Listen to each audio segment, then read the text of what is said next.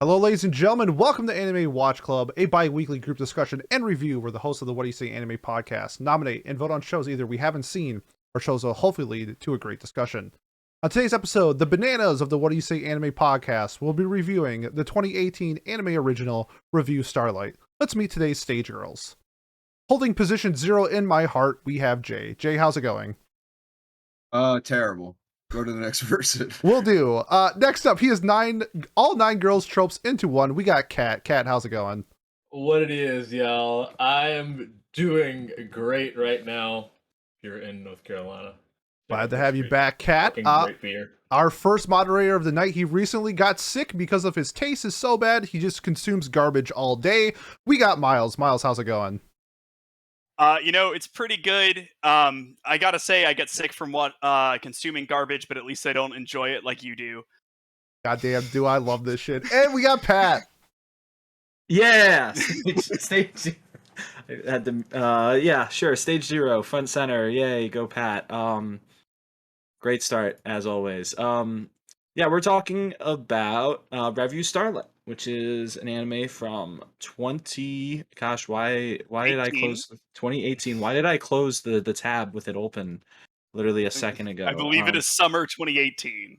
Yes, it is summer 2018. So not too old either. This is one of the more recent shows that we've covered as of late. And it's basically about girls in a stage play at a very specific or fancy, like, high level academy that is meant to prepare girls for stage plays and being show women, essentially. And it also gets a little bit magic girly by the end of the episode every single time as well. So again, we're going to do our general first impressions, first couple episodes, try and keep it spoiler free best we can. Pete, why don't you start us off? Yeah, this has been my plan to watch for like 2 years now. I've just been holding out. Hopefully we could do this for Watch Club, and lo and behold, we got it for Watch Club, and I love this show. I think it's fantastic. It's one of just like the style of the stage style of show that we get that's not really common in anime. We get a few. We had like Dance Dance Dancer last season. We have shows like Kageki Shoujo that showcase these drama style stage shows, but this one had like a little twist, and I was intrigued to see how they were going to handle the magical girl aspects and storytelling with that, with the setting of being at school and being a stage show. And I think it delivered. I absolutely love this show. I would recommend it to anybody who likes those styles of shows or is a fan of like magical girl shows. There you go. Alrighty. And what about you, Miles? Yeah, so this show has been on my plan to watch for a long time as well.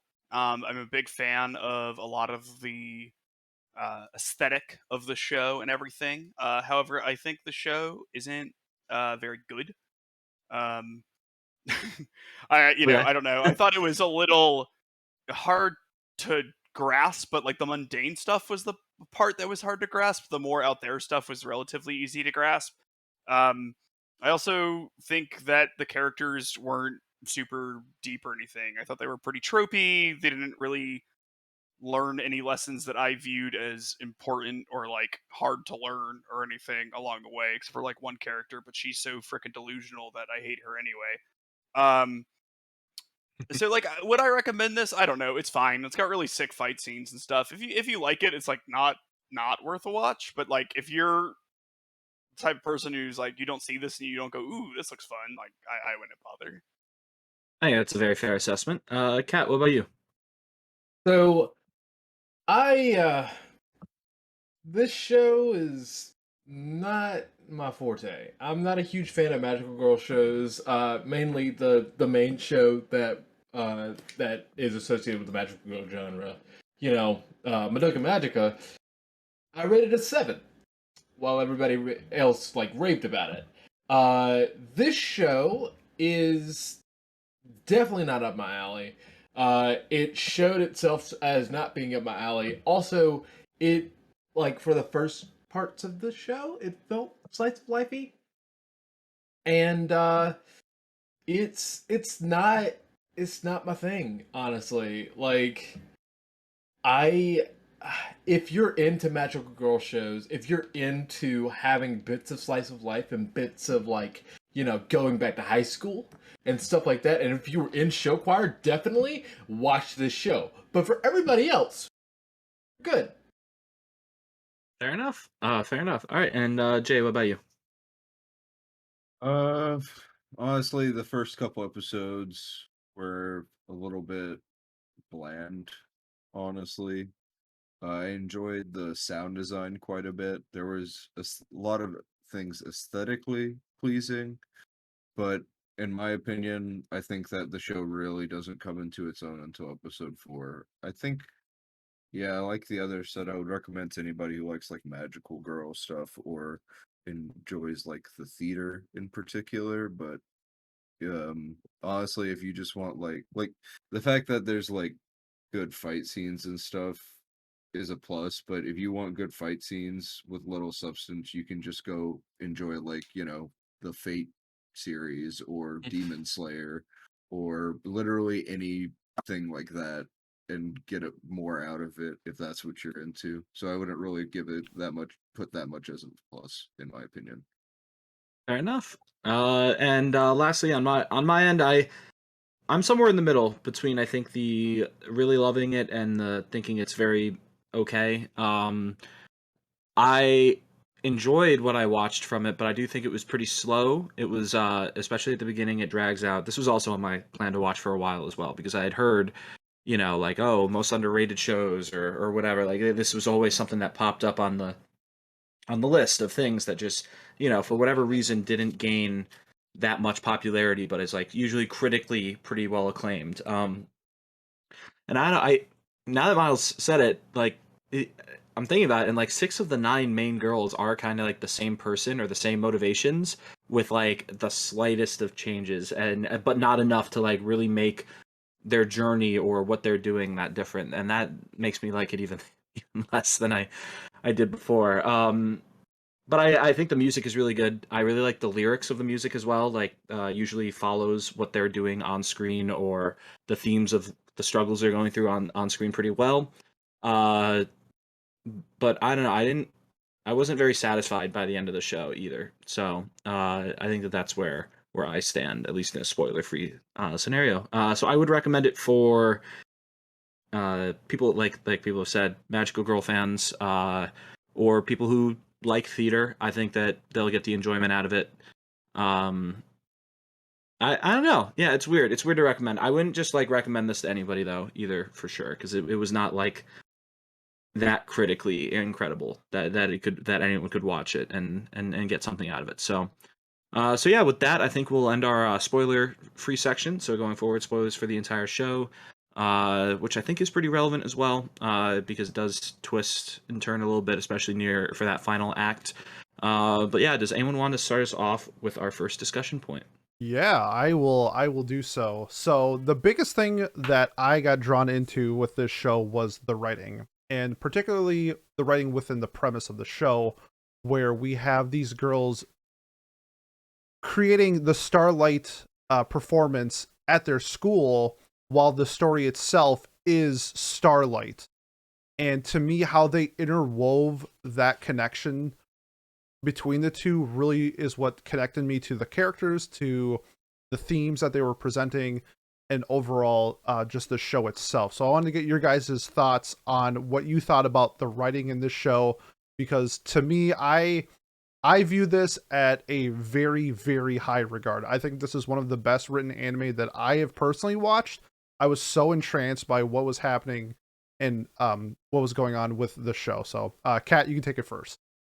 Yeah, so I disagree on a very basic front. I don't think that this is that well uh written.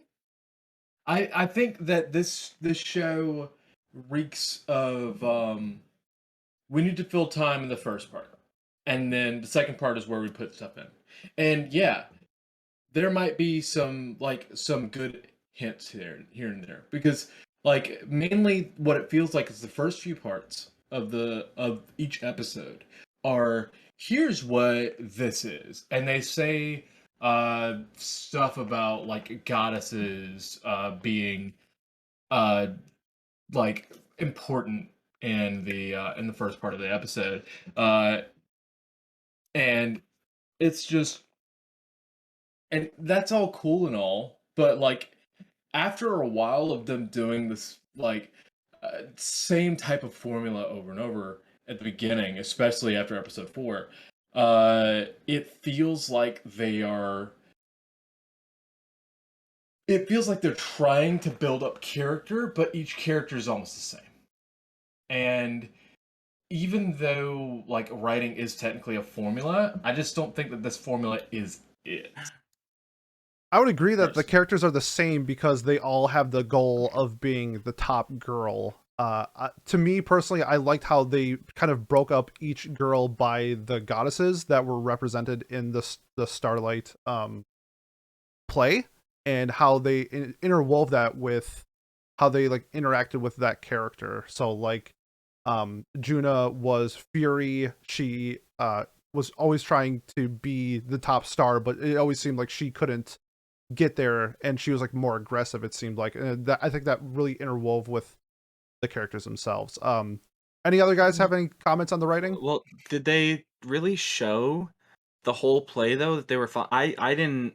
They Like, show I the thought- goddesses like once. Like yeah, they show them like one whole time basically, and then at the end, Juna is like, "Yeah, I guess we're all kind of like the goddesses of sin, huh? Haha." Well, I was thinking that is like, oh, it sounded like the sins, right? When they were talking about in the first few episodes, especially, I was like, oh, so they're doing like, oh, jealousy, whatever, like the virtue, not Seven Seven Deadly Deadly Sins. Sins. seven deadly sins. Pardon me. I always try to correct myself in it. It's like, no, you are right. Like I don't know, but then it kind of dropped off in the middle, at least when they were. It didn't feel like they talked about it much after the first few episodes. So I don't know. Maybe I just missed it. Like I It- got the yeah, pl- it- I sorry, go ahead. No, sorry. Yeah, they're not even all sins though. Like one of them is curse, right? That's one of the Enchantment. yeah, and I also like 4 of them are envy, right? Yeah, You know, like that's also how I felt. Right, like they all feel like they have the same. Like, oh, I really want to be the best, and I'm like looking up at this specific person that's doing it. And meanwhile, the other one is like sitting there. Was Maya? I think was like, I still want to be better or something. Like like it was like again, like, I don't know, like 6 of the 9 of them had the same, and it's Nice. fine to all have the same goal, right? But they, other than their different hair color, how would you distinguish them? You they're know, trope, right? Yeah. One is the sleepy one is the nerdy one is Tomboy, the supposedly. borderline yandere one of them drives a motorcycle. Yeah. Though I think Futaba is actually one of the characters that is unique in some way. Yeah, I like that was Futaba quite a yeah, bit. I would say I did like her storyline. I thought that there were ways that you can improve it. And to talk to writing, Pete, I think that the Karuko Futaba storyline, while nice and wonderful, leaves some room for improvement. Futaba was the last girl to get in, right? So makes sense. She randomly had her overly bossy friend tell her that she had to join this school. So she started practicing dancing and whatever and got in. Very impressive. Year 1, though, she's a top 8 student already and is already one of the goddesses. And then in year 2, Karuko loses her spot in the top 8 that she had to some random off-screen character whose name we don't know.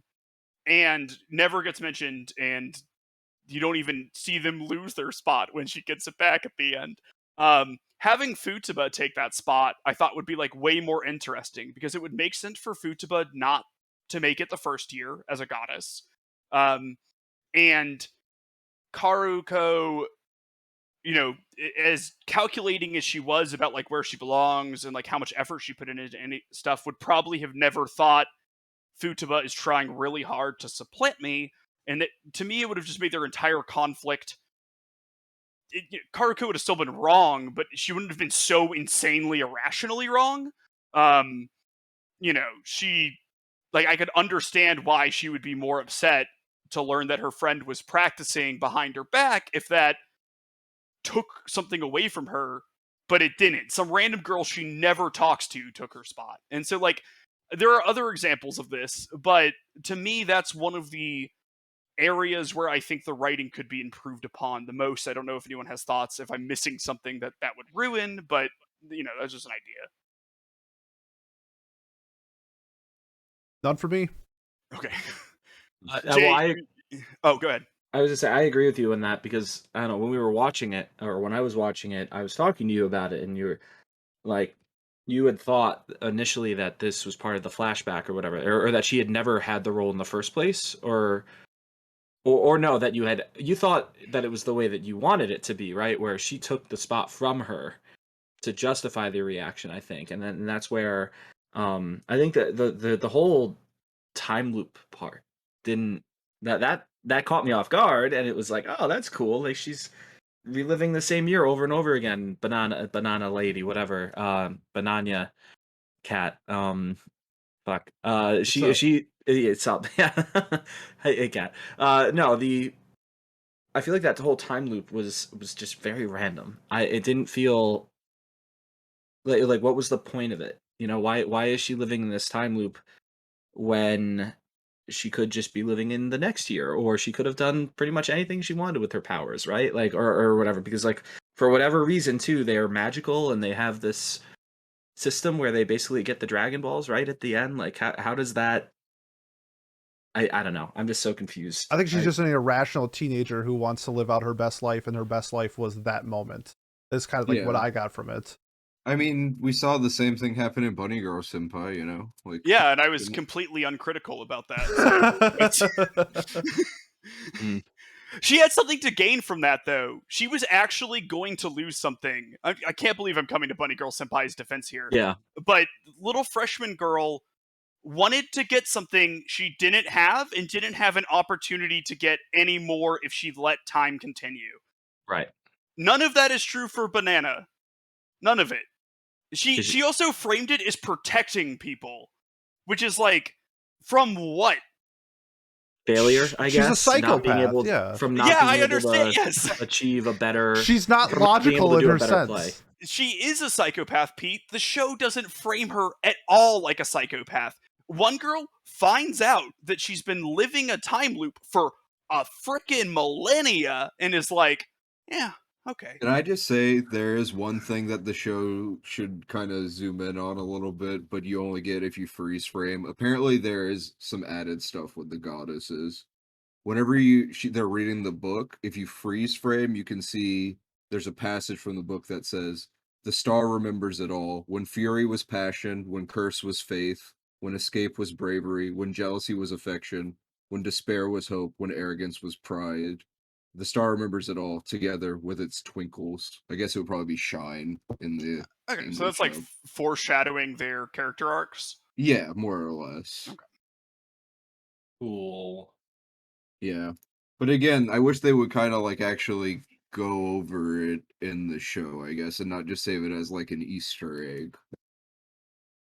To me, I guess I felt like it portrayed it well enough where, like, Miles, you're critical of how they like tell you how they're feeling, and in this sense it's not really like telling us that information, it's like showing us, and it's showing us like the goddesses, and then we're seeing the stories, and you can like piece together like what's going on, since they are doing Starlight, the play, in the show as a show.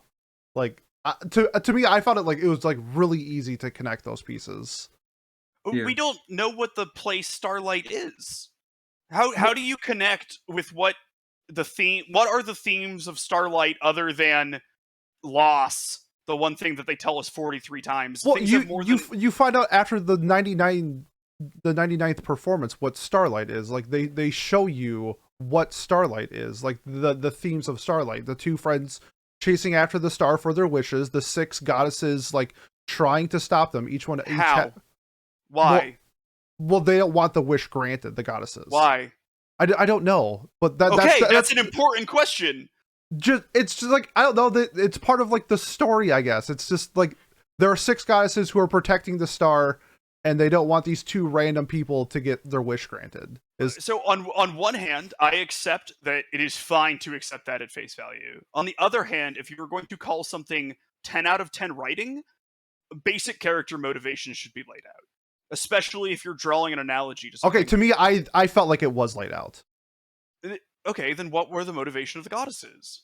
They're like the protectors of the star, is like what I got from it. Like they each have like their own like trait that is something to deal with the wishes that are being granted, and then they have like these sins, and like the sins have to be like used in some way to protect the wish. And then we see that these girls like bypass the goddesses, like they don't acknowledge the sins, and then the sin at the end is because they like disregarded the 6 goddesses. They encounter like the 7th sin because one gets blinded by the star and dies. Like I got all of that from the show. Yeah, I understand that. I just don't think that's like, I don't know, like, I don't know. To me, like, the main thing about this is that they are subverting the play, right? Like, that's the big twist. A giraffe says that there can only be one, right? Yes. But then Karen, instead of chopping off everyone's heads, learns to use the power of friendship to let there be 2. The giraffe lets them have 2. Okay. For the beginning. Karen successfully convinces the giraffe through her determination to let there be 2. Well, no, the giraffe does it as well because he changes the fate of Banana on the 100th stage show. That was like the stage of fate was because of him. Like from what I got from it, sick of like the same thing over and over again, because the giraffe's what he wants to see is something new. He wants to see something that he hasn't seen before. He keeps seeing the same thing over and over again with Banana. And so he introduces Hikari to the school that changes the fate of like the review auditions itself. Yeah, like again, I get that, but like, what are the review? Like, the review is part of the play, right? Like, the review and the play mirror each other. Correct? Does it?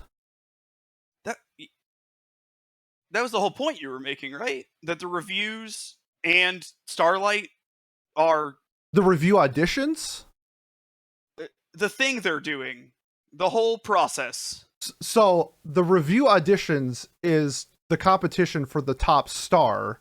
Yes. Yeah. Which is not a defined thing. And then in the story of the review auditions tell the story of the goddesses.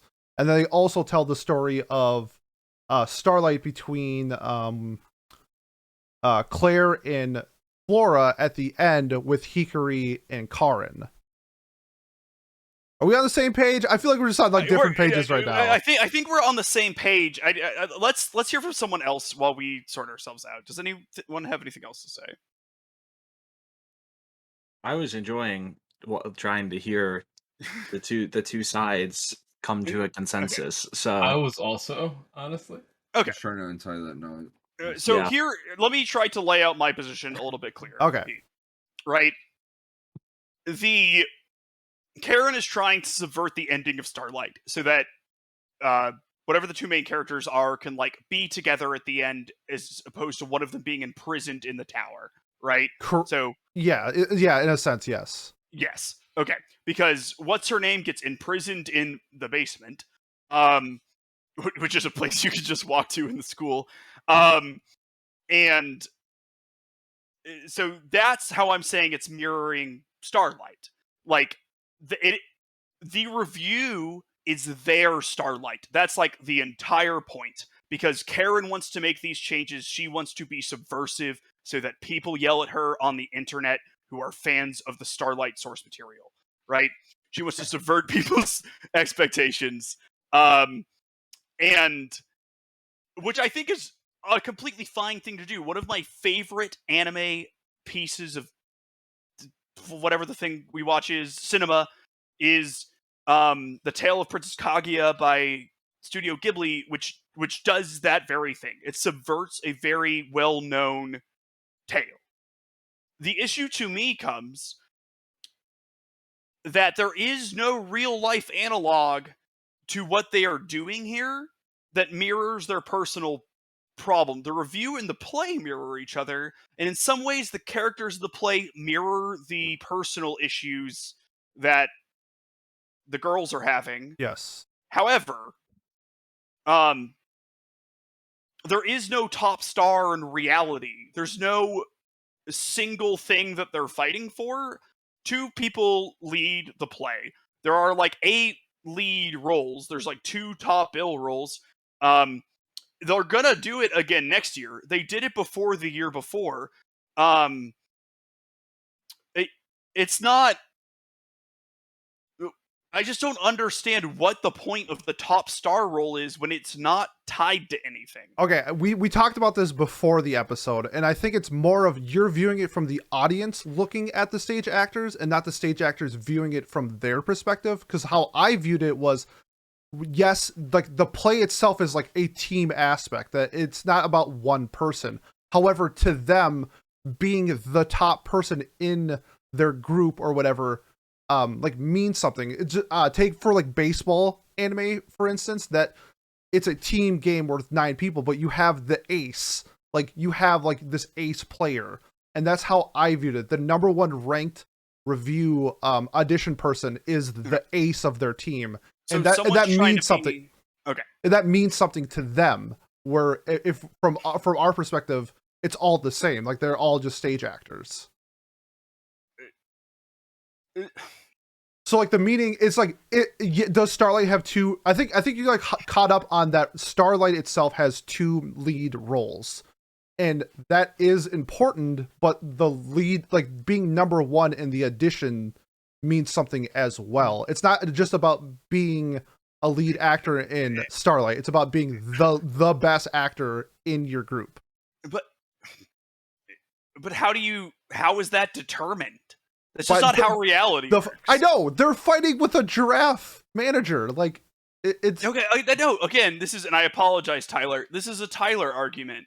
Okay, just because there are fantasy elements in this doesn't mean that the themes and messaging needs to be also not realistic. Like, I mean, I feel like it's something that you can tell who the best, like if you're in that world, you can tell who the best at something is, you know? what's the thing where people completely agree? There's not, like, take sports, for example. Let's take basketball. Or, even baseball, right? There aren't a lot of sports where people are like, that's, like, there's just 100% consensus that person's the best player of all time. And even if you take teams... But the top star... The whole point of it is that when you're the top star, the role that you're in transcends time. It's like being fucking Judy Garland in goddamn The Wizard of Oz. Like, it's something people remember. People don't care. People don't remember the name of the Tin Man. They remember he died from lead poisoning because of the paint. People know who Judy Garland is. Surely there are movies or plays where, let's take Hamilton, for example, where you have... Boo! Okay, well, I'm taking it because it's the play that won the most... You just got J factored, Lin-Manuel Miranda. Nobody is saved. Man's gonna EGOT in a minute here. Right, so you have the most Tony nominations of all time, and you have multiple people winning, like, lead actress, lead actor in that. So, I mean, I would argue that multiple people in the first production of Hamilton had that position where they did the thing. More than one person can kill the role. It is super possible because, again, it is collaborative. It's not about killing the role in Starlight. It's about like the pride of being the top ranked person. That's a sociopath's view. Yes, actors are sociopaths. Yeah, like it doesn't like a sociopath. They want the title of being the best. It's not about the collaboration of the team in the Starlight play. It's about knowing that you are the best, because that's what drives them. That's what drives them to be actors, is being the best. You see it with okay, so Karko. where like she gives up. She's like, when they go to the last audition, and she's like, well, if I'm not going to be the lead role, I'm going to leave. And it's like that's what drives them to be actors, is having that spot. Whether you agree with it or not, that's like the context of the show. Okay, I think that context is false. I don't think that context exists. Okay. That's my issue with it. I think that the world they posit, where all of these people are like doing what they want out of a desire to be better than other people, as opposed to like help as much as they can or be the best person they can in the context of the role they're giving, is like, and I don't know, maybe I've just been reading too much Marx or whatever, but like, this is some fucking capitalist propaganda horseshit, because at the end, they don't even decide that everyone is important. They just say, actually, 2 people can share the spotlight. Well, I like, think they do. I think you see it at the end where they're like, we'll be waiting for you on stage. Where what's it when Karin is like going down the stairs, and then you see like each girl like, I think like you get to that point where they realize that like, you know, being number one wasn't important. Why did they think that in the first place? What is it about? Because I just don't think society is built like that. Maybe because a lot of them have been training for this their whole life, honestly. Yeah.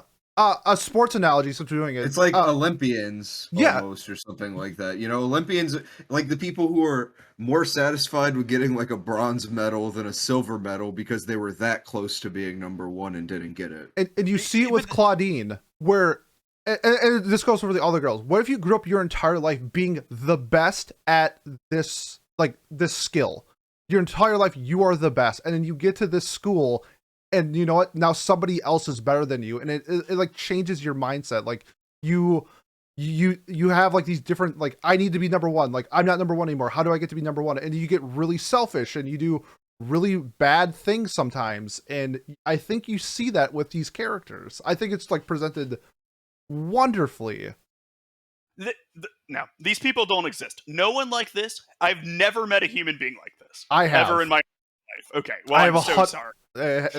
You know, the podcast game, people do anything to get to the top. So, so as a person who was technically a classically trained actor, even being in like acting school and people who want to be better,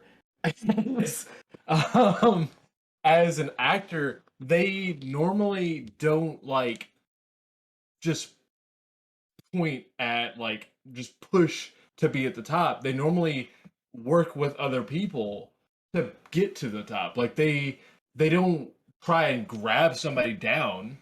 Like when I was in John Casablanca's acting school, like we were literally taught to work with each other to be better. We weren't taught to, oh, he's better than you. You need to drag him down or anything like that. Even during auditions, like we were meant to keep each other ahead. And I get where you're coming from with like the feelings of the actors, but like most of us feel like if the people that are casting for the role feel that one is better for the role than the other, so be it. We can't do anything about it. But it's the selfishness is part of it, because they're telling the story of Starlight with the 6 goddesses. Like, that's the point. They're selfish because they are playing Starlight. They are telling these 6 different stories of the motivations, along with Claire and Flora. Like, that's the point of their character, is they're doing the stage play in the show. Like, they're not supposed to be real. It's a dramatic effect. You're watching a stage play. Like, I like, to me, that's what it was. Like, they're not supposed to like resemble real people. You're supposed to be watching a stage play. The argument here to me is like, if someone runs the fastest leg in the Olympics, but their team didn't medal, and they were just like, that's what I wanted. That's exactly what I wanted. I did the best. Like, at this level, no one's like this. If you were this selfish, I don't think you're getting this far. Now, some of them, maybe. All 9 of them? No. Like, no. I'm sorry. But they're not. I know they're not. They're not supposed to be like real people. They're supposed to be telling the story of Starlight. There is no story of Starlight. There is they a story are of the story of Starlight. The story. I just feel like we're on two different wavelengths. Like how I view care these about characters. The imaginary play that they don't tell me anything about. And I'm the opposite. We can just agree to disagree. Well, I'm asking you. You can tell me why I should care about it, and maybe you're right. I don't know if you should care about it. It's just I fell in love with how they were portraying the story of Starlight with these characters in this anime, and it made perfect sense to me. And that's why I think like the writing is so good, because it's like, okay, the story of Starlight has these 6 different goddesses. Okay, the goddess of jealousy is Karako, or sorry, not Karako. It's Marahu, or whatever her name is, and let's see her backstory with jealousy. Why is she jealous? Okay, then they go to the review and have the audition with Karin, and they sell their difference with that specific goddess, and then they do that with the other 6 goddesses, and then they have the climax with Karin and Hikari, because that's what happens in the Starlight stage play. But Maharu didn't really care about being the best actor she could be, right? Like, that wasn't her main motivation. Her main motivation was her relationship with Karin. Yes, that's why she's the goddess of jealousy. Okay. But she did want to be a lead role. That's why she's in the auditions. And then she portrays the goddess of jealousy when Hikari comes into the story and essentially takes away Karin from her. So she does want to be the best, and she portrays the goddess of jealousy. And then the other 6 girls as well. We got there, I think, maybe. I don't know. That was fun. I guess, I mean, frankly, it might just, because I think we generally agree about what happened. I think the difference is just, like, to me, none of this is, like, it's just, like, a very, like, no, duh kind of thing.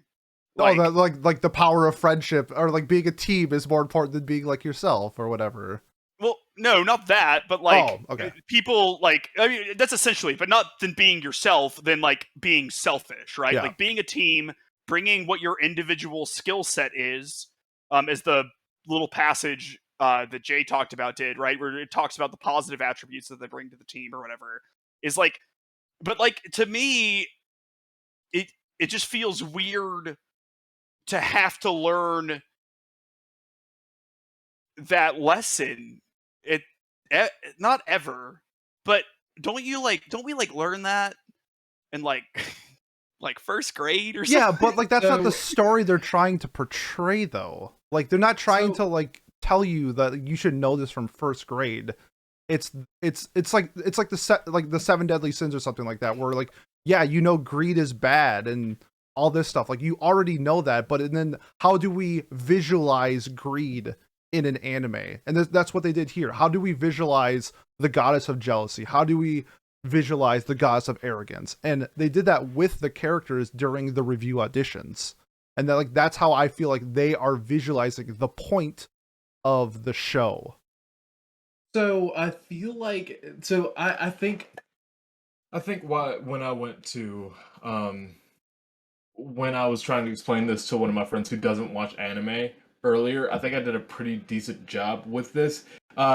Overall, this show, when I was just watching it, like not when I was taking notes, just how I felt. This show kind of felt like it was the power of friendship, just without a goal. Like it felt like even though every character had a goal in particular, like the characters together didn't. Kind of like how, take Fairy Tail for example. Fairy Tail is, everybody's about the power of friendship, but they're all going towards a goal at a certain point in time. One Piece, same thing. This doesn't, and I get that that's kind of the point. I think that's the conclusion of the selfishness of the characters, is that they realize that they're better as a team than they are as one. But also like it just, I get that that's what their goal is as a show, but like it doesn't make it doesn't, like, in my opinion, the goal that they're trying to portray doesn't make doesn't isn't good. It isn't appealing to me because, like, we have seen it. It might be appealing to the Japanese audience. It like, and it might resonate to you because you have a different upbringing or whatever, or it might just hit you at the right spot. For me and for Miles, for what it seems like for us, it doesn't hit the same. Like, it just doesn't feel like it was earned. I don't even know if it feels earned. It just feels like such an obvious conclusion to me. Yeah. Yeah, it doesn't feel earned. It feels like it's just something it's like hanging, it's a low fruit that they're just gonna go, cool. And, like, instead of, like, reaching for a conclusion that makes you think or that feels good, it just feels like, oh, that's a natural conclusion. But, like, we're not here to watch natural shit. We just watched fucking not Shawshank Redemption, Nightmare on Elm Street with magical girls and swords. Like, reach higher. I guess is yeah, my thing. I guess I just disagree. Like, the goal of being the best is portrayed in so many different anime. I like that the way that they took the approach in this, where you have girls growing up from all across Japan, that they, and in some cases Europe and stuff like that, where they are the number one actress in their class. They go to this all girls school to compete with all these other number ones, and they want to put themselves to the test and be the best. Like, I think it was a really cool way of portraying that. And then you see it with, like, I guess in the sense of the show, there's only 9 girls who want to be the best. They want that lead role, and you see that with the auditions. And I just loved it. I loved how they portrayed that goal for the characters, and then implementing the story of Starlight with their characters. I agree with Pete. I think they did a pretty solid job overall with it, especially if you take time to read the lyrics in the review songs that they do. I think the conclusion they come to is pretty obvious as well, though. I can see where the other guys are coming from with it felt like it should have been bigger, because at the end of the day, wow, it's shocking when we work as a team, we're able to make something better than if we were to work on our own in this scenario. Like, that feels like something that maybe the best of the best in terms of acting wouldn't have to learn. Like, you're not gonna, if in Hamilton, if there was only one leading role, you're not gonna see the cast of Hamilton suddenly just walk away or quit because they didn't get that leading role. They're gonna take the roles that they were given and then make the best play possible, right? Like, or maybe not Hamilton, but like any play in general, right? I feel like that's and if they are truly the best of the best, they would be able to understand that not, being the brightest star isn't always fitting for whatever story I'm participating in or whatever thing I'm trying to tell or play I'm part of, right? Like, because like the leading role for Dorothy in Wizard of Oz would probably not star nearly as well in Hamilton, right? Like, the role would not fit her. The lead role in both shows would not fit her. So I don't know. I can definitely see that. Judy perspective. Garland is timeless and would rock being Alexander Yeah. Hamilton, but I guess to me, this, like, acting isn't like a quantifiable thing. Like, there isn't, like, sure, some people are obviously better than other people at it, but like, it's amorphous enough where if you ask 15 people who the best actor is at any given moment, you're probably going to get 10 different answers or something like that. Like, to me, this makes a lot more sense in a sports anime, maybe in like a track and field thing, where the team doesn't like, because like in a track and field meet, your teammates are also your competition, and Personally, you could I would- learn. Go ahead, Kat.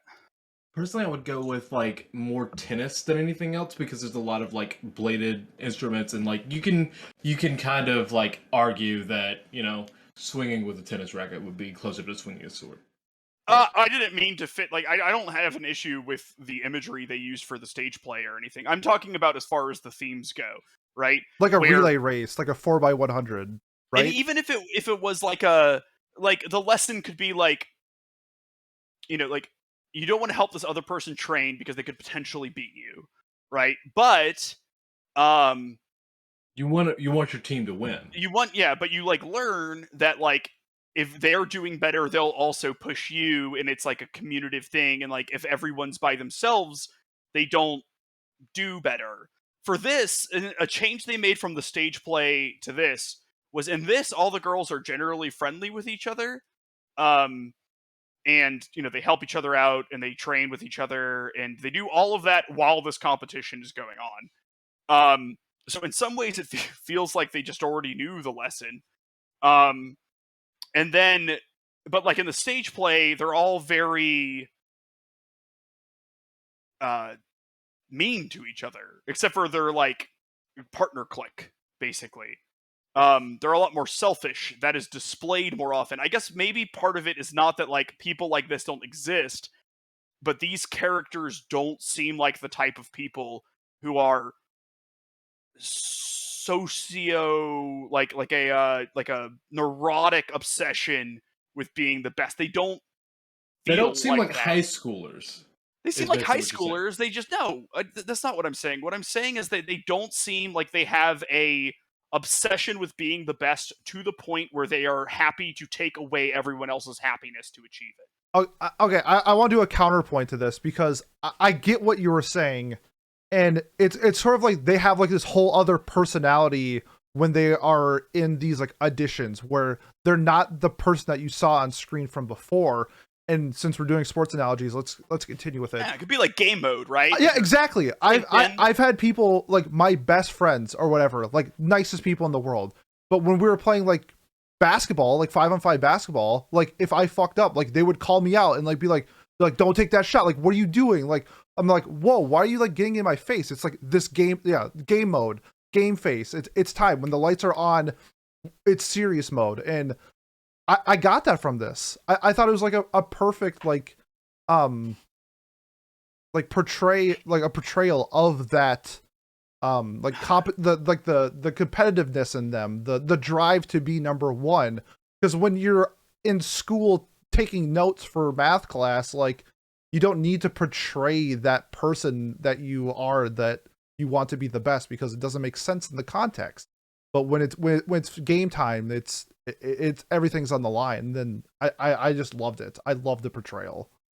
But I feel like my problem with it is like be like in acting, that's not normally how it goes. Like if you're like, say, let's take baseball or basketball for example. If you're point guard and you've got like 5 people going for point guard, if you're not point guard, you might be begrudging, but you have to go to your spot.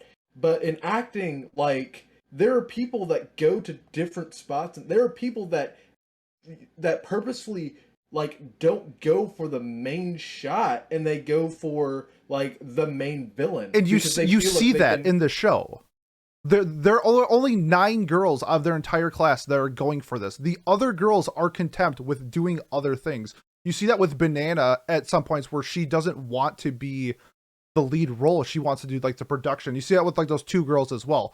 They are fine with being outside of it. It's just these 9 girls specifically have that goal in mind of being the best. In The Dark Knight, who was the best actor? Heath Ledger. Okay, so but Heath Ledger was a supporting role. I mean, he was I think he was a main role. No, he won the Best Oscar. Supporting actor. Okay, sure.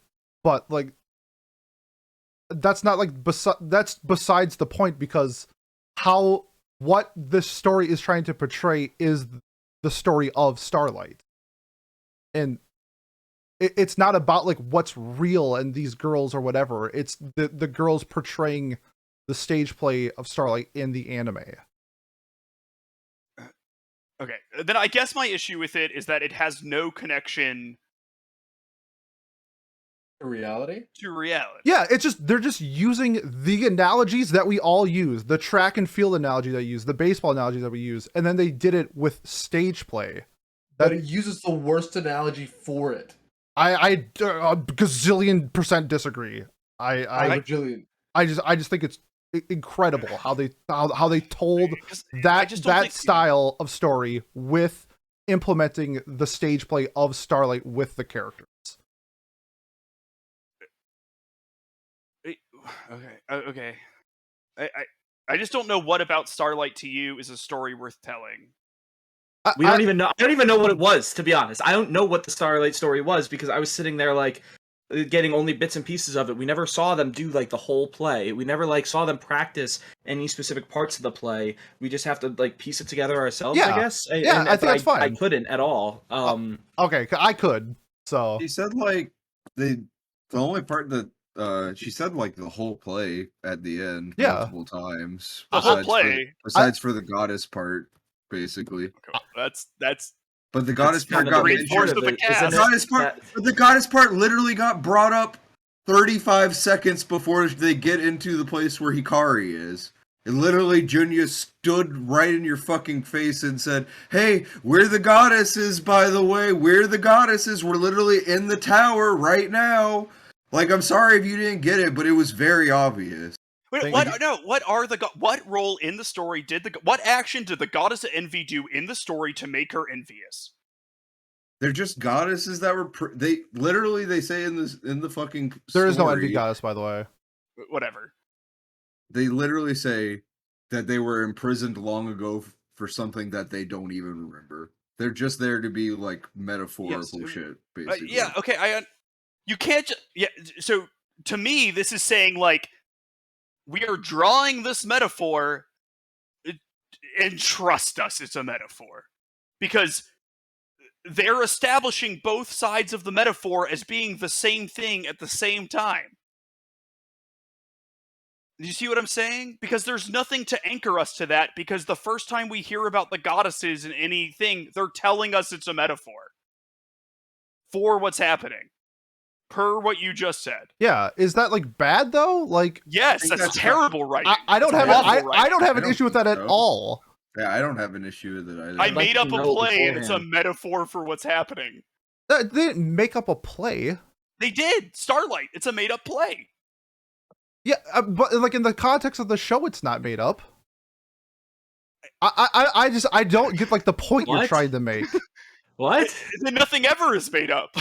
I don't understand like what the point you're trying to get across is kind of like what value do we gain as consumers of this media from the parallel of the play and the characters? I think you're just too focused on wanting it to be there, kind of. Like it wasn't really ever meant like it's Was this just meant to be cute girls doing a play, and then we see them do the play, and then that's it? It should have been cute girls doing cute things as goddesses. What if you go to like a theater and watch Romeo and Juliet or something like that? Yes. Is there something that you're supposed to take away? Or are you supposed to be like, oh, that was a cool story? Like to me, like if I go to like watch this like theater production, it's just them telling a story of some sorts, and that's what Starlight is. You're supposed to take something away from a story. Yeah. That's the point of a story. Yeah, okay. The thing you take away from Starlight is that when you like disregard, so in the context is the goddesses are trying to stop them from making their wish. They disregard the goddesses and go ahead and they go and find the star anyway. They get to the point where the star is too bright and one of them falls to their death. And it's sort of like, you need to like, there are these barriers in place for like a reason. And those 6 goddesses are like the reason for the wish to be protected and stuff like that. So like, to me, it was like the wish shines too bright because you are disregarding all these other sins that are a part of you.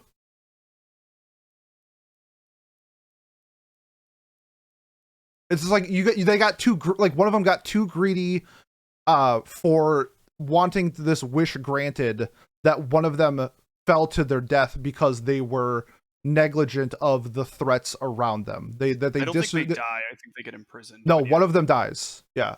But one of them dies and one of them gets imprisoned. Because they both reach the star, and then one Yes. of the star is too bright and they fall to death. You see that with Karen. Karen falls to her death, or falls to her death in quotation marks with the fight Flora with gets blinded and Hikari. falls. Yes. Flora Yeah. gets blinded and falls, and then after that, Claire remembers Flora, but they are separated forever because Claire's Yeah, Like but there's Flora a doesn't point of the die. story. no. Yeah, no. Flora is dead. Well, I believe Flora is dead in the story. After I she thought falls. that she got imprisoned. No, What Claire's in yeah, the tower. it's like Claire. It's like vice versa. One's in prison and one's dead. Like that's the point That's of the why- story. So it's that's just why- okay. That's why after they get the star in the auditions, Hikari is imprisoned. After that, Okay, then why wasn't Banana imprisoned? because Banana wasn't. I don't know. She wasn't wishing for the same thing. She was just wishing for the fucking time loop. Yeah. She But wasn't she wishing got to the be top star. She wasn't Yeah. wishing to be top star or anything though. She was just wishing for the fucking time loop. She was fighting to be top star, not for the wish in Starlight. They're two separate things. Starlight and the review auditions are two separate things. Yeah, okay. Yeah, so she didn't fall to her death because when she got top star, it wasn't about Starlight. It was just her becoming the top star. And then she used her wish to be granted for whatever. But when the 100th thing comes around, and then they're portraying Starlight in that review audition. Like they're not portraying Starlight when Banana wins. They're portraying Starlight when Hikari wins. Isn't Banana's wish about Starlight? Doesn't she wish that rendition of Correct. Starlight could repeat? They Okay. want she wants to replay the play, but they're not portraying the play Starlight in the auditions. Like the goddesses aren't represented in the 99th audition. It's represented in the 100th edition. Like Well, some yeah. of them reprise their roles. Yeah, but like that's not the story that's being told in the 99th the roles. edition. But they do also mention that they change up how the plot beats go and everything. Yeah, they do that year in, edition. year out, right? They Yeah. change things up. Which is, again, a thing that I'm fine with. I don't mind the idea of subverting the message of the play to do something more hopeful. I think that's a good idea. I just... I don't know. I mean, I think Jay might be right. I might just be too tied on wanting to anchor this to something in reality. I do understand where you're coming from, but I think like if you kind of like let it go a little bit, you might enjoy it overall more. Well- Like I don't think it's I do understand where you're coming from, but I think you're kind of making a mountain out of not necessarily a molehill, but like a small hill. I feel like every story that's trying to, especially something like a stage play too, especially stage plays, they're meant to teach you something, or they're meant to be something that you reflect on afterwards and are like, oh wow, that was meant to tell me, like, I don't know. So and they do that. Icarus, don't fly too close to the sun, right? Yep. Like you get too excited or you fly too low, whatever, you're gonna screw up, you're gonna die, and he's blind to that. So don't let your ambitions get ahead of you. That's like the message of the thing. So what is the message Of the show. Yeah, it's okay. So the Guardians are the deterrent from the Wish, that don't neglect these barriers that are being brought up, or you're going to get burned. In this case, one gets in prison and then the other falls to her death because of the barriers that they ignored. It's like How are we it's like they supposed to cheated. know that, though, we because it's not based on us. Because again, they don't tell us. I don't think the full. They tell us, they give us the spark notes of it, right? So like, yeah, we know that the goddesses say like that we don't want you to reach the stars. These are the sins. Like, watch out for these things. Flora and Claire go like, we don't care. And in the 99th, the message is, don't do that. in the 100th the message is shoot or shoot, right? Like that's what it is. Yeah.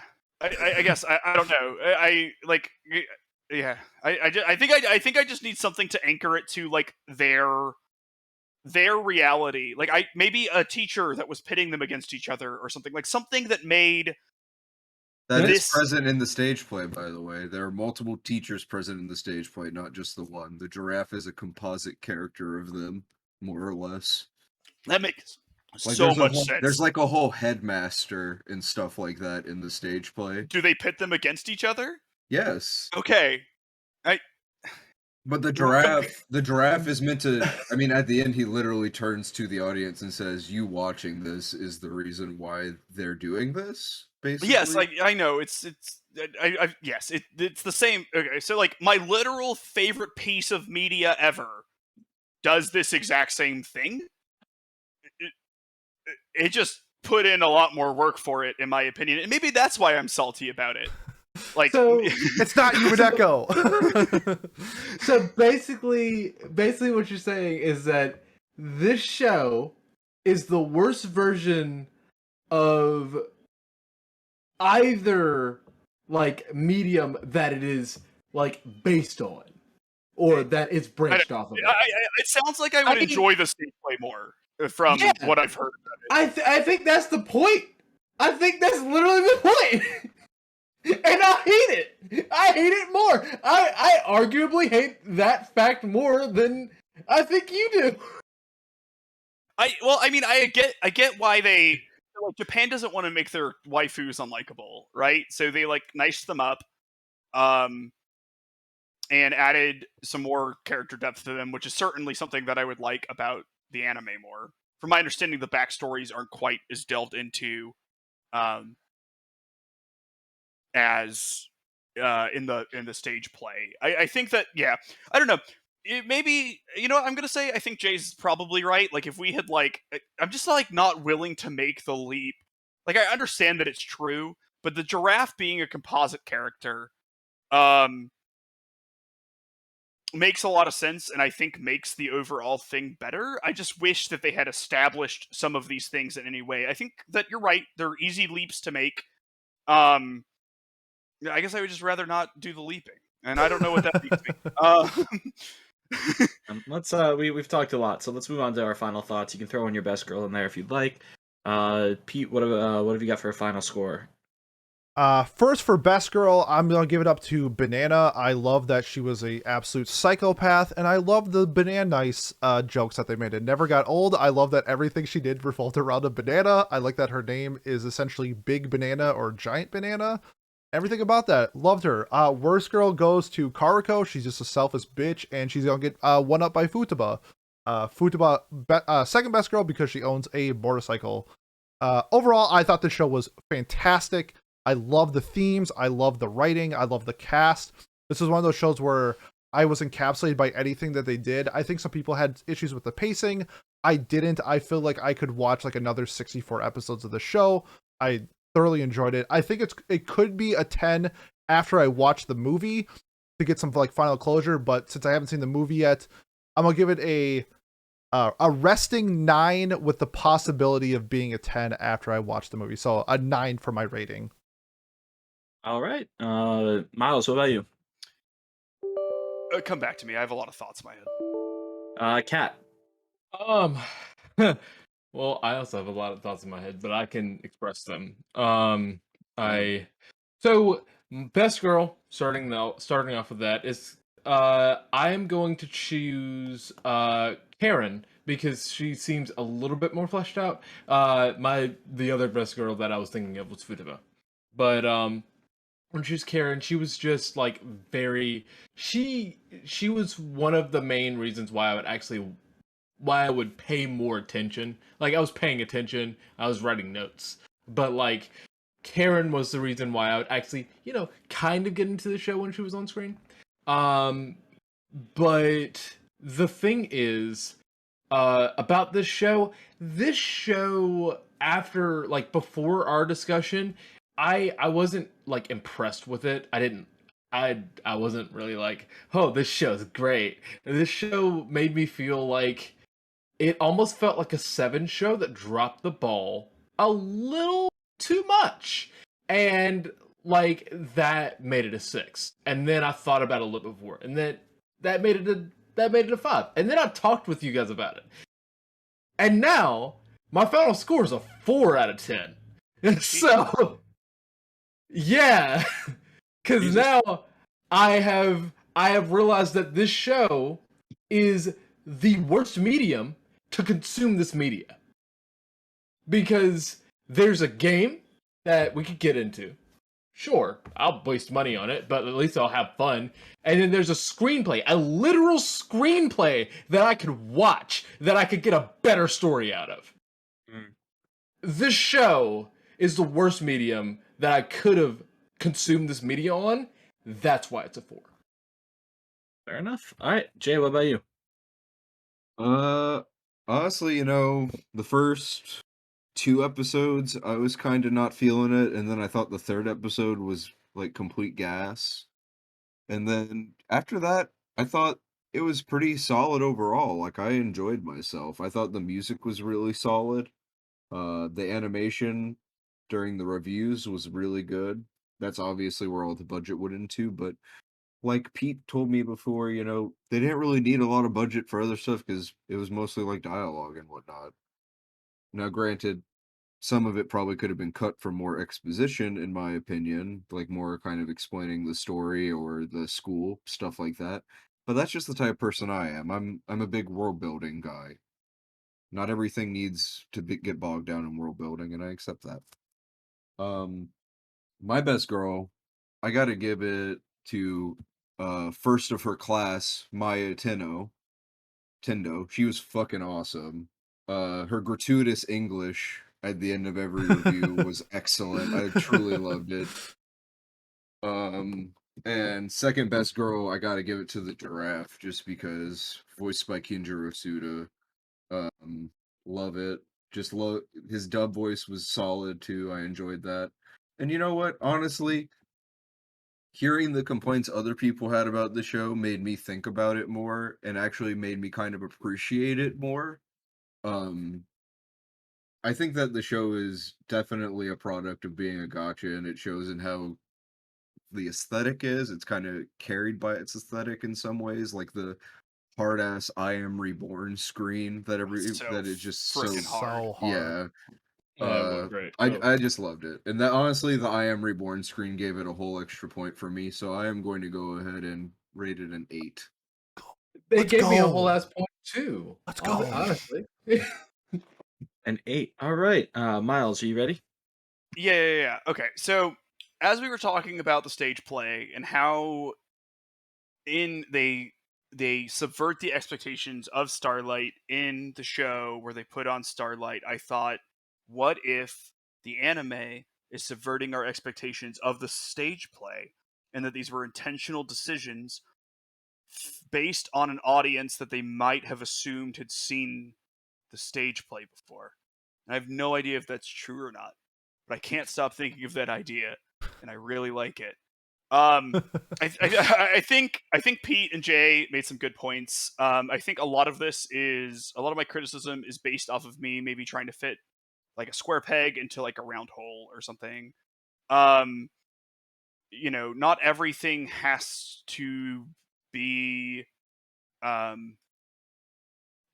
as layered as it possibly could be, right? You can actually stop at like 2 layers. You don't need to add 33 layers. That doesn't even make something better. I just happen to like that more, and I don't need to judge things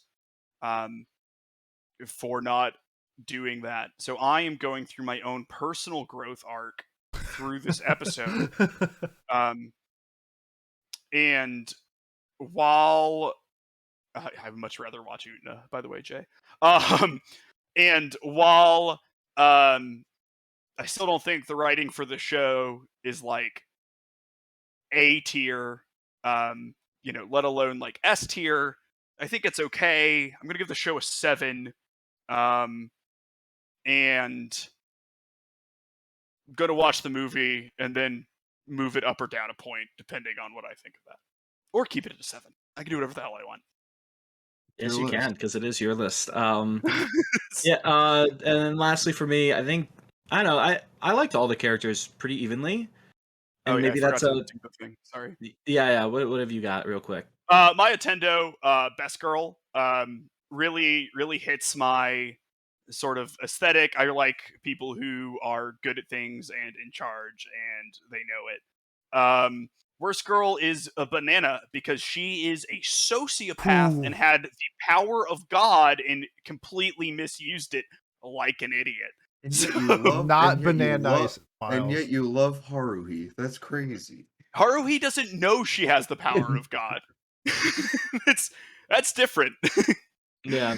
For me, it's hard because it's like I liked all the characters, but that part of that might also be because they were very similar and hard to distinguish beyond their like specific little thing that differentiated them, right?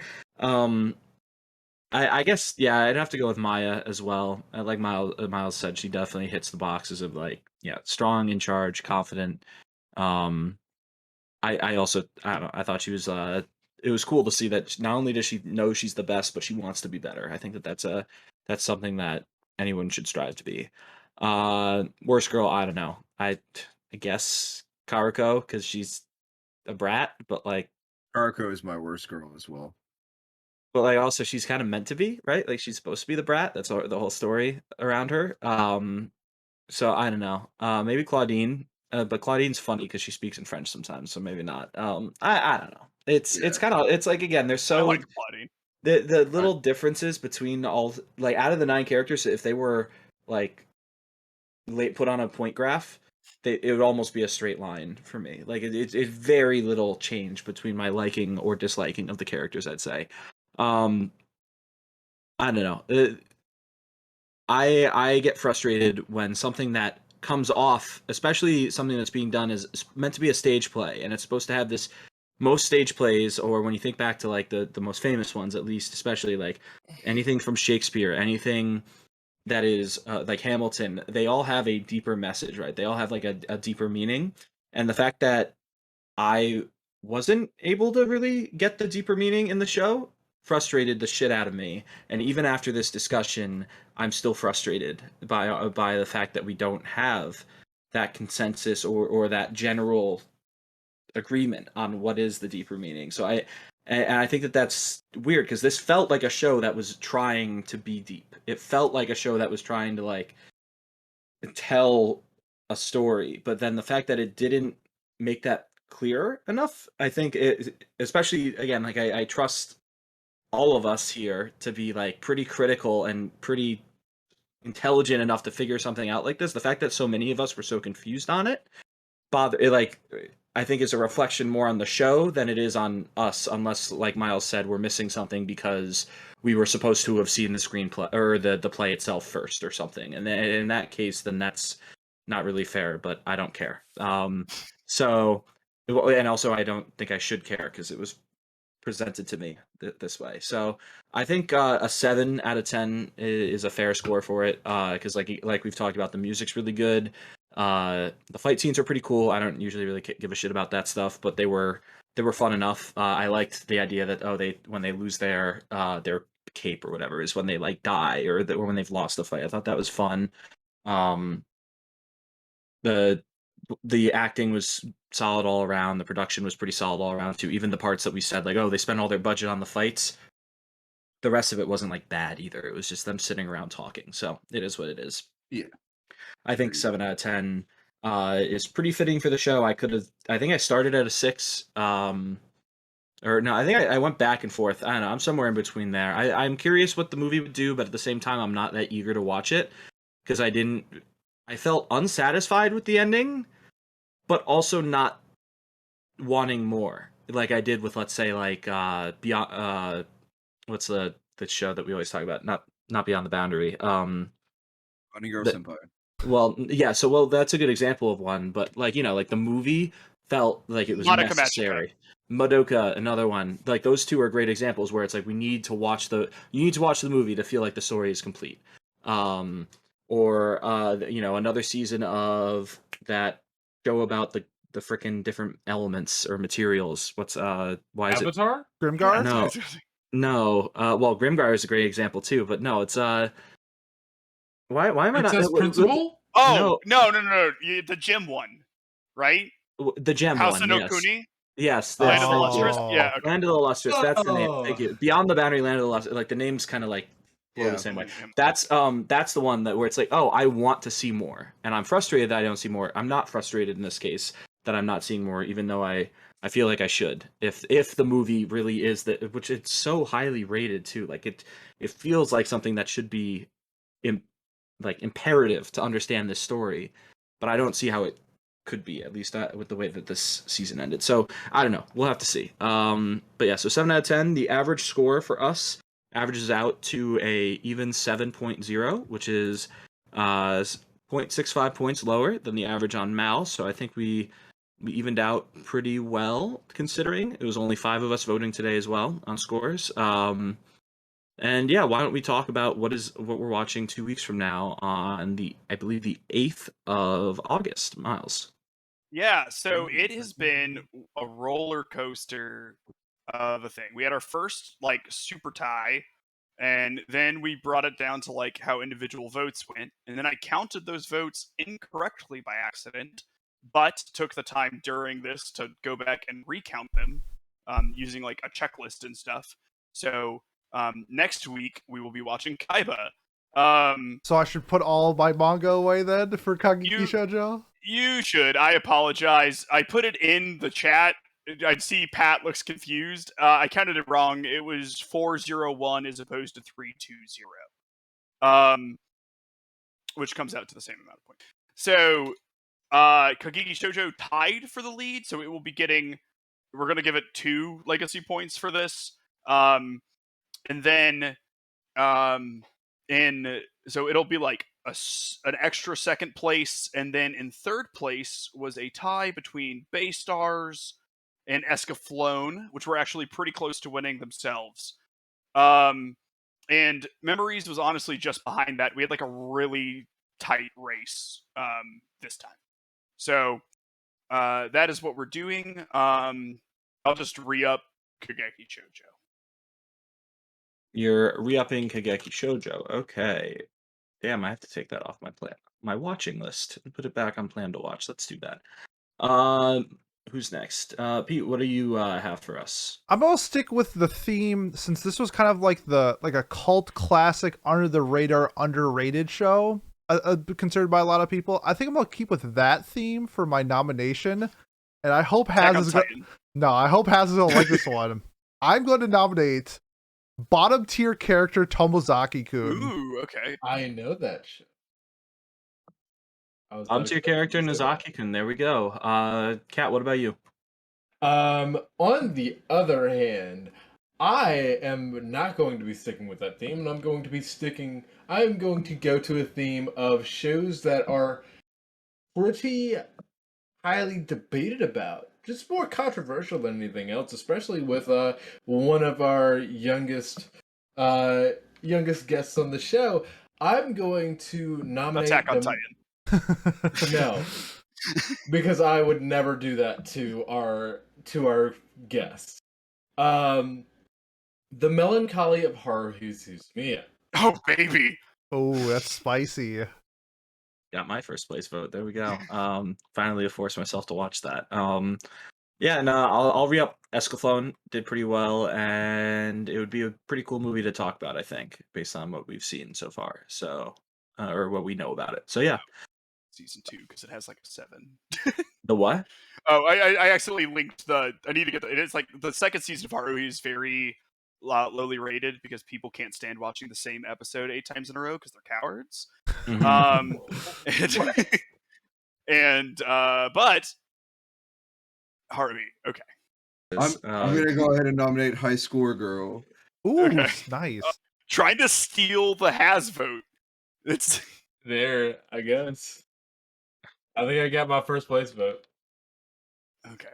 So Wow. I have Kageki Shoujo, bottom tier character Tazaki-kun, the Haruhi Suzumiya show that's the best, Escaflowne and High School Girl. So Pete, why don't you wrap us up for the night? Will do. If you have made this far and you want to support the podcast, the best way to do so, like, comment, subscribe, leave a review on whatever platform you're watching or listening to us on.